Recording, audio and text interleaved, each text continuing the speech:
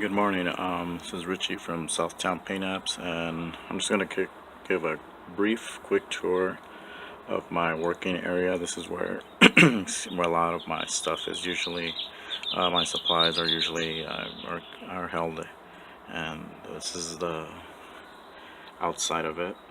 So it's just a old cabinet that we've had laying around, and I used it to convert and place all my stuff in here. Let's open it up really quick. And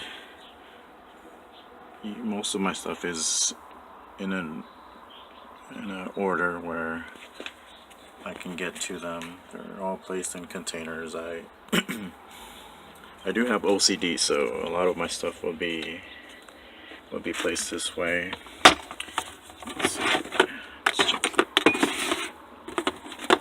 This box here just has a lot of my brushes. None too fancy. Some of them are good. Some of them are those cheap dollar ones you can get at Dollar Tree, or Michael's will have them on sale for 30 brushes for $3, $4. But you can use that coupon and get it even cheaper. This next container has some of my paints. And I've been using these for the longest, but as you can tell now, let me see.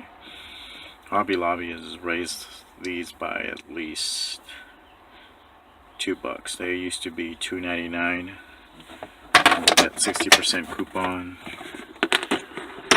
40% I believe it is. You can get them for like $1 or something, but they've raised up their prices recently. This one just has a few projects I'm working on. One is Captain America. A customer of mine wanted me to fill in all the gaps and the holes where the names go so that they could be hidden, so I'm working on that. Let's see what else. Deadpool Stormtrooper repainting of a Captain America. I really love this blue. So I wanted kind of like a vintage looking, and I had bought a cast from Casting Cave. Looking if when they put on, this is my cutting board. My mat. Here are some of my other paints I have down here. These I love, but I hate that they dry out really quick, so I'm gonna do this trick that I've seen with Life with Brock, where he takes Citadel paints and puts them in these like smaller tubes. And I really like that idea. I really like having this in here. I love being able to control the amount of paint I put on my palette. There's a picture of my wife and my daughter. Some glasses I have here. Down here I have my heat gun, which I use to take apart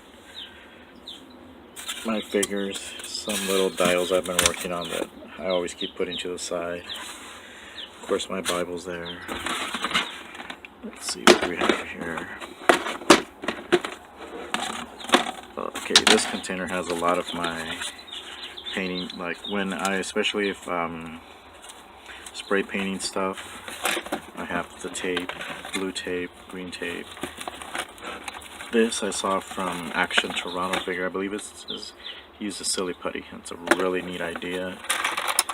These are just basic skewer sticks, and I've cut them down, and I'll actually put some of the pieces of the action figure, and then if I'm painting them, it's easier to hold on to them like this instead of using your hands to try to control it. Obviously I get a little gas protecting things so you don't inhale all those bad fumes. Use these little cups to mix a lot of the colors in there. Nothing too fancy.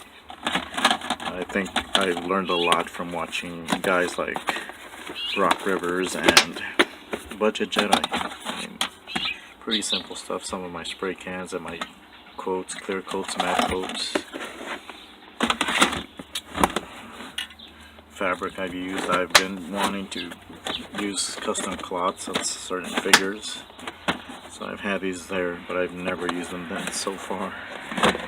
my gloves. I don't like painting or priming without gloves, and those are apple barrels or Michael's cheap paints that I use for dials. When I first started customizing, I tried using these to paint my figures, and while it was a learning experience, I noticed that these aren't that well. They don't stick very well to the figures, so I've learned things along the way. This one has just little ins and out things like my glue markers that I bought in Daiso, Japan. These are really good.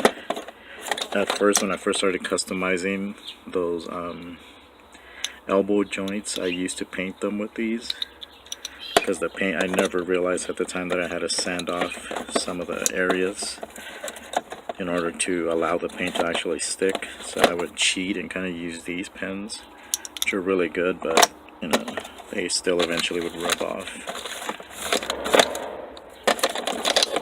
My chrome pen, which unfortunately I got the big size, the 4mm one, which I wish I would have gotten the smaller thin ones, but these are available at I buy these at Hobby Lobby.